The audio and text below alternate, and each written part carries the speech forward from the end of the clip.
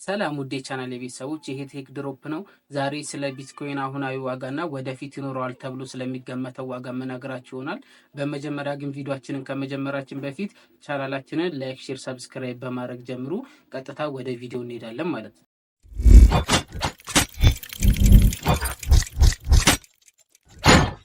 እንደሚታወቀው ቢትኮይን ከተጀመረበት ከ2009 ጀምሮ እስካሁን ብዙ እድገቶችን እያሳየ መጥቷልና ዘንድሮ ደግሞ አሁን ባለንበት በዚህ ሰዓት ቢትኮይን የሁል ጊዜውንም ከፍተኛ ዋጋ አስመዝግቦ $111,000 ላይ ደርሷል ማለት ነው።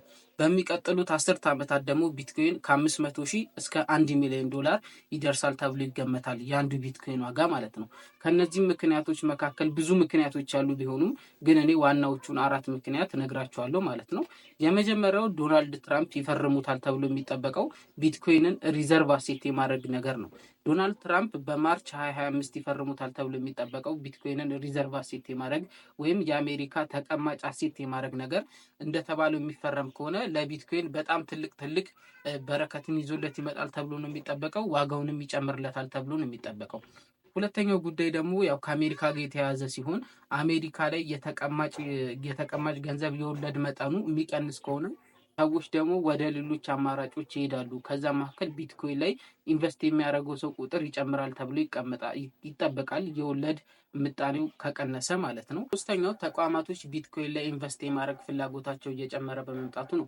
አለማችን ላይ ብዙ ቢትኮይን ከያዙ ከአምስቱ ሰዎች ወይም ኩባንያዎች መካከል ሁለተኛው ኩባንያ ነው። የመጀመሪያው ግን እንደሚታወቀው ሳቶሺ ናካሞቶ ነው። 1.1 ሚሊዮን ቢትኮይን አለው። ሁለተኛው ደግሞ ማይክሮ ስትራቴጂ ኮርፖሬት የተባለው 423,650 ቢትኮይን አለው። ሶስተኛው ባይናንስ ነው። 647,106 ቢትኮይን አለው። አራተኛው ደግሞ ግሬስኬል ቢትኮይን ኢንቨስትመንት የተባለው ነው። 643,572 ቢትኮይን አለው። አምስተኛው ደግሞ ዩኤስ ገቨርንመንት ነው። ዩኤስ ገቨርንመንት 205,515 ቢትኮይኖች አሉት። ዩኤስ ገቨርንመንት እነዚህን ቢትኮይኖች ያገኘው ኢሊጋል ትራንዛክት ሲደረጉ ሲሆን ያገኛቸውንም ቢትኮይኖች በመውረስ ነው። ይሄ የወረሳቸው ቢትኮይኖችም ምንም ገዝቶ ኢንቨስት ሳያደርግ የአሜሪካ መንግስት በአለማችን ላይ ከሀገሮች አንደኛ ቢትኮይን እንዲይዝ አድርጎታል ማለት ነው። ሁለተኛ ቢትኮይን የያዘችው ቻይና ነች። 194,000 ቢትኮይን አላት። ሶስተኛ ጀርመን ነች። 500,000 ቢትኮይን አላት። አራተኛ ዩናይትድ ኪንግደም ነች። 45,000 ቢትኮይን አላት። አምስተኛው ደግሞ ኢሳልቫዶር ነች። 2,800 ቢትኮይን አላቸው። አሜሪካና ኢሳልቫዶር እንደምታወቁት በቢትኮይን በራሱ ወደ ፊያት ገንዘብ ሳትቀይሩ መገበያየት ይቻላል ማለት ነው። የአሜሪካ መንግስት እስካሁን ድረስ ቢትኮይን ገዝቶ አላስቀመጠም እና አሁን ገዝቶ እንደ ሪዘርቭ አሴት ያስቀምጥበታል ተብሎ የሚጠበቅበት ጊዜ ላይ ቢትኮይን በጣም ትልቅ ለውጥ ያመጣል ተብሎ እየተጠበቀ ይገኛል። ዶናልድ ትራምፕ ይህን ሪዘርቭ አሴት የማድረጉን ነገር የሚፈርሙት ከሆነ ማለት ነው። አራተኛው ፈላጊው መብዛቱ ነው። ያው እንደሚታወቀው ቢትኮይን 19 ሚሊዮኑ ማይን ተደርጎ 1 ሚሊዮን ብቻ ነው የቀረው ተብሎ ይታሰባል።